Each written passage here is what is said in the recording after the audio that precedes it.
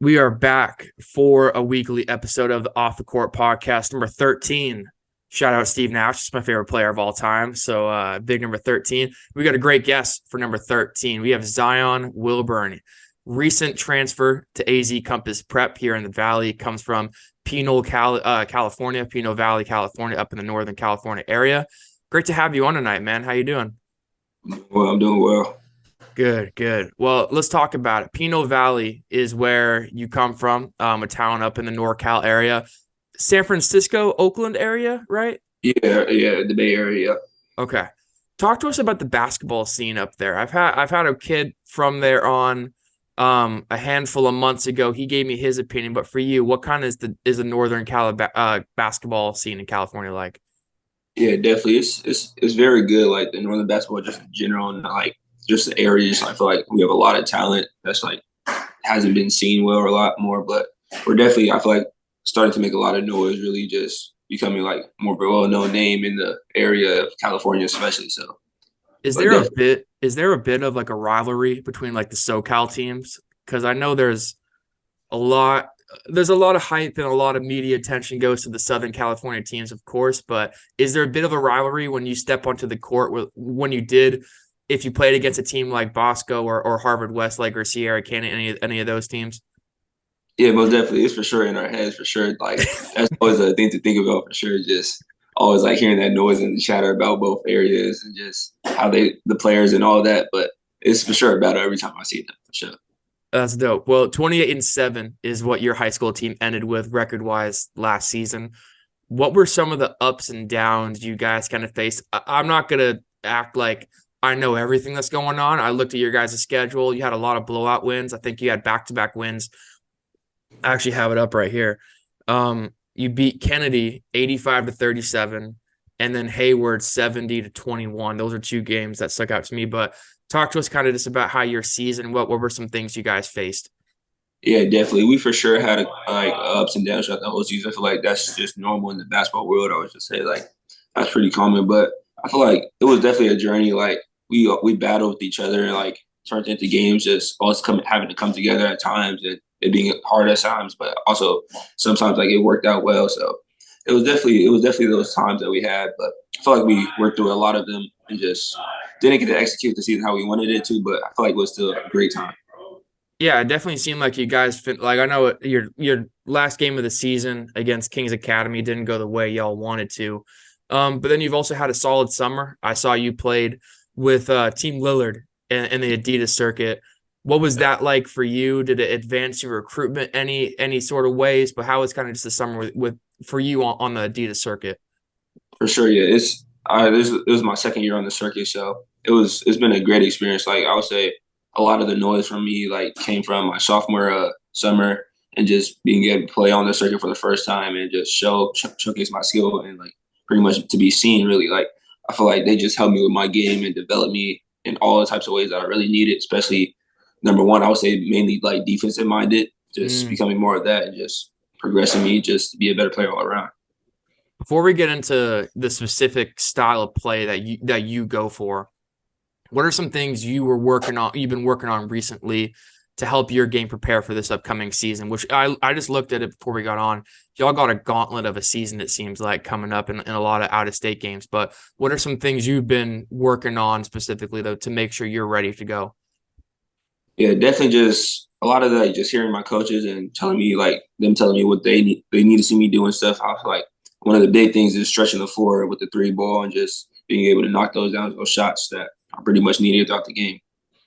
An active, aggressive forward, I think, are two words I would use to describe how you play. I've watched a lot of film these last 2 days on you, but even with just like I watched a couple of your high school games, the AAU clips on your feed. You're really active on the offensive side and defense, kind of like you're talking about being able to spread the floor and give that 3-and-D, but also aggressive too, a really downhill style of play. For people that may not, excuse me, for people that may be finding out about you for the first time right now, how would you describe how you play? Yeah, definitely say just speak like those that aggressive player that's gonna give you energy. I would definitely say that. Like being able to attack downhill, just being able to finish through people and above people is the main thing I would say, definitely. And just being able to see the court really well. Like my passing ability is, I would definitely say, pretty high, and just being able to do such it's been good. So, When did the growth spurt happen for you? You're 6'6" now. Even like I saw in like your freshman some tape there and last year too. You're a little smaller. Of course, you've grown tremendously and have a lot of size to you. When did that kind of happen? And how have you been able to use the size that you have to your advantage in games, especially? yeah, I would definitely say like it hit around like my eighth grade summer going into my freshman year. I definitely had a pretty large growth spurt during that time. Just I was going through a lot of pains, like knee pains, back pains, all that. Like, it was tough, but yeah, that definitely helped a lot in my game. I feel like that just progressed myself. But at the time, like being tall, like I was still able to be like get above people, like just use my length at like a very high level and just be smart with it and just like be able to get little sneaky steals or just be able to like finish above people, shoot over people, and just things like that. So, To me, you have one of the most underrated skill sets when it comes to the wing position in the country. Even I got on three here. It says you are, excuse me, 56th at your position. 24/7 Sports has you at 36th, and ESPN has you at 38th. And then 24/7, I think nationally has you as like the 52nd best small forward, which to me I think is a bit of an insult with how you played this summer and last year too. Before we kind of get into your transfer stuff, what do you plan on bringing to Compass as a player to help get them as one of the top teams in the country? yeah, definitely. I would say just like I said before, just bringing that defensive mentality and just having the energy on both sides of the court. Really, just being able to like sort of like communicate with my teammates well, like whatever they need, just also like doing what my coaches need and just hearing them out and just saying what they need to do for me to be successful. I would definitely say so. You signed today, right, to go to Samford Yeah, University in Alabama, which congrats. But appreciate it. before we kind of get into why it was the best place for you, I know Weber State, SFU, Montana, San Jose State, and a handful of other schools were trying to get your signature.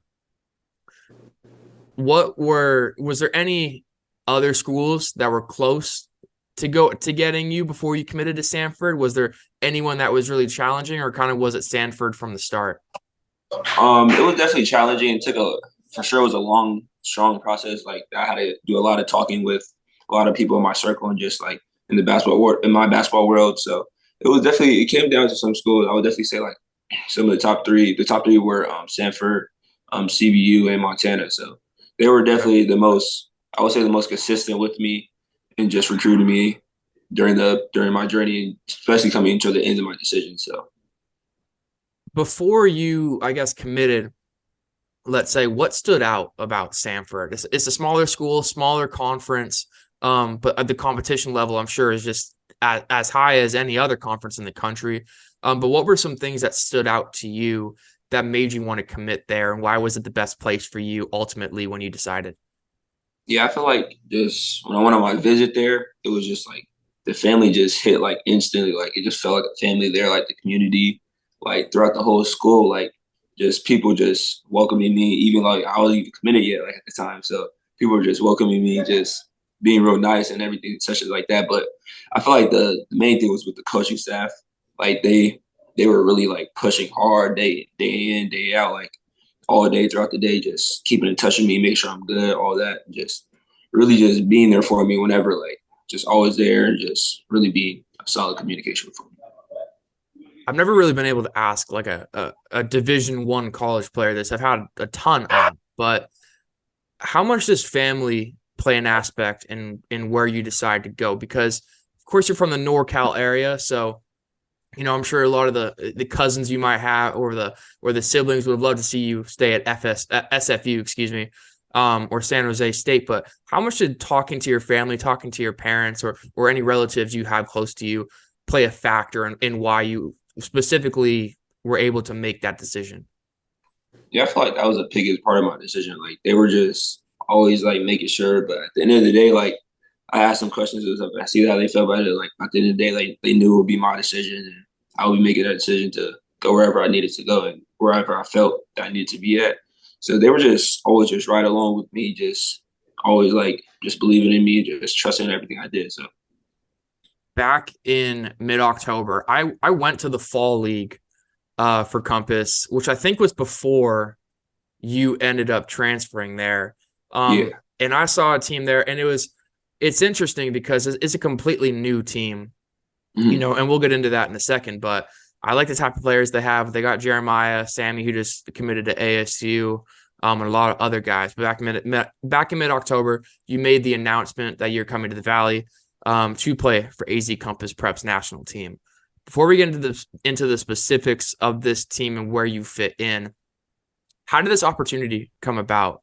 Um, I've been able to talk to a lot of people in this, I guess you could say, high school basketball industry, and it is very like handshakes below the table type of deals with stuff and people recruiting from out of state. It's crazy.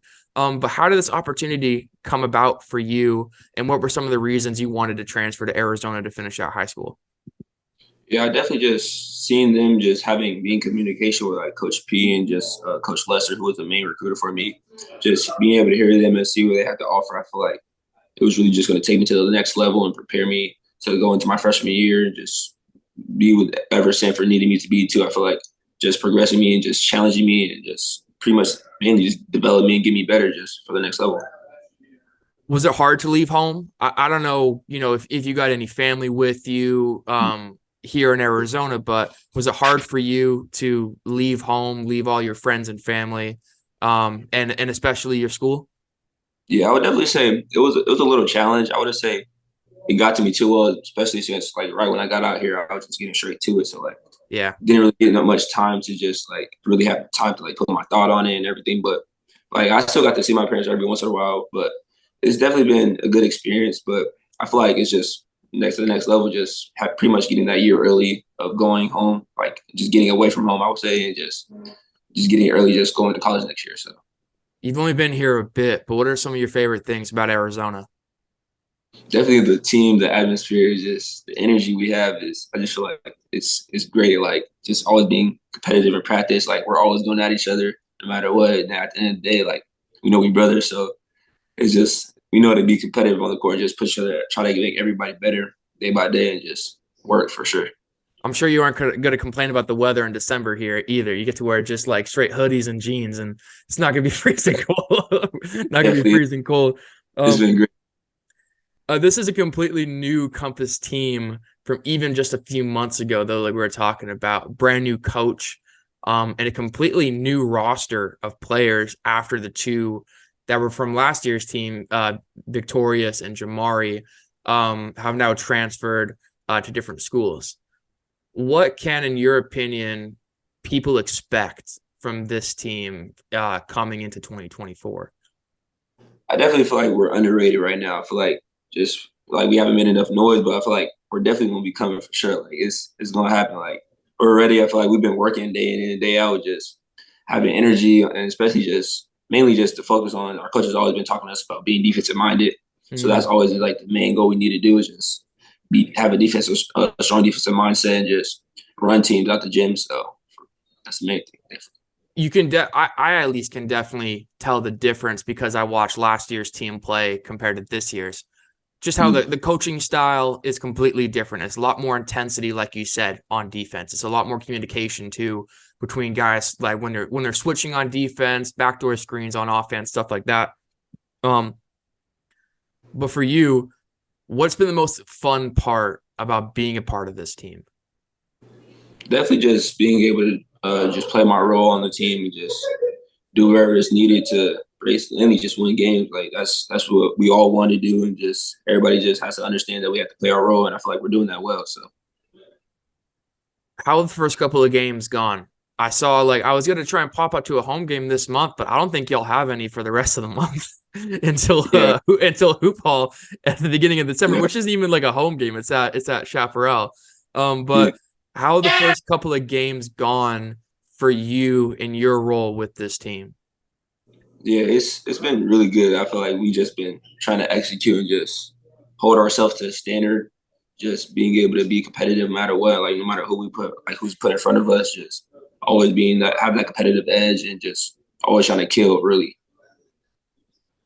You guys are a part of the NIBC, and like I said, completely different style of team with a lot of long athletic wings like yourself, physical bigs, and a really talented starting point guard in Jeremiah, who I was really I was like, wow, I can't believe Compass got him because he's a dude that's just going to make noise on every court he gets with how he creates for other guys.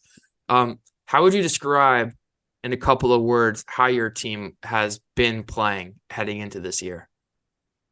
Definitely just like we've been elevating to another level, just trying to push ourselves really. Like that's been the main thing, just keep going up, really, just like always trying to get better day by day and just execute what we need to do. Who are some teams you're most excited to play? You guys have, like I said, a gauntlet of a schedule. I think y'all have like 7 home games left, and the rest are on either on the road in other states or a part of tournaments or showcases. I don't know how much you've been able to look at it, but who are some teams you're excited to go against? I would say just like rankings came out and everything, so like I would just say us just going for that number one spot and just trying to kill everybody that's in front of us. But trying to get Mount Bird for sure, like that's gonna be a really good game that I feel like we need and just need to take what we earn. So You guys come in as ranked third in the NIBC right now. Long Island Lutheran and Montverde are above you. IMG has the same record as you. Wasatch Academy is a team that went to work in the transfer portal this year and that you guys are playing against in a handful of weeks at Hoop Hall. How competitive is that game going to be? Because I know the type of guys y'all have on this team now with Compass.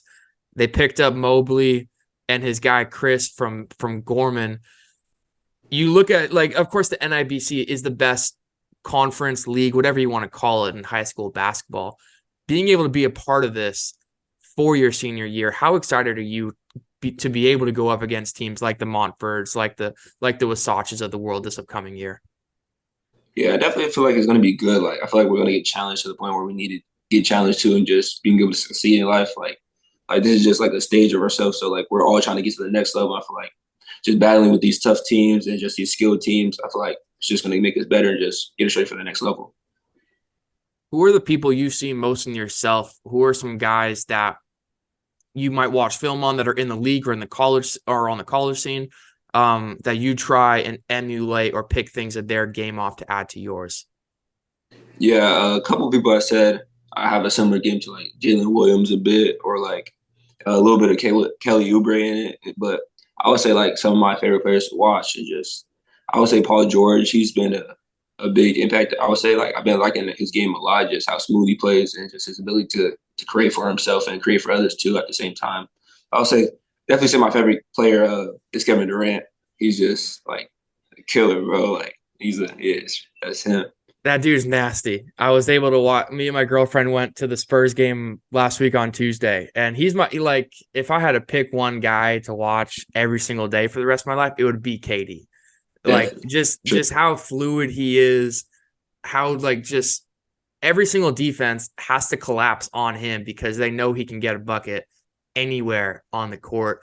What are some things about KD's game that you like the most, that you try and work in on the gym with your coaches or maybe just by yourself, that you hope to emulate and be like one day? Yeah, definitely. Just I for sure want to get to that midi level that he has. Just being able to score in that mid range at such a high level and like pretty much with a very high shooting percentage is just crazy to me. Just to watch that, and just being able to see that, just that's definitely where I would love to get to that point. He's got 21 points right now on 7 for 11 shooting against the Bulls, but Yeah, Phoenix is down. So this is pissing me off. Well, Zion, I really. appreciate you coming on and chopping it up for a bit. Just got a couple more questions for you.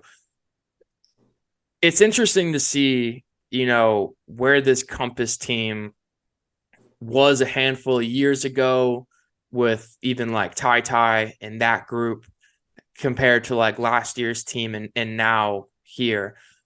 With what has the coaching been truly like for you? What are some differences you have seen since you were able to play regular high school basketball in California and now in the prep scene with Compass?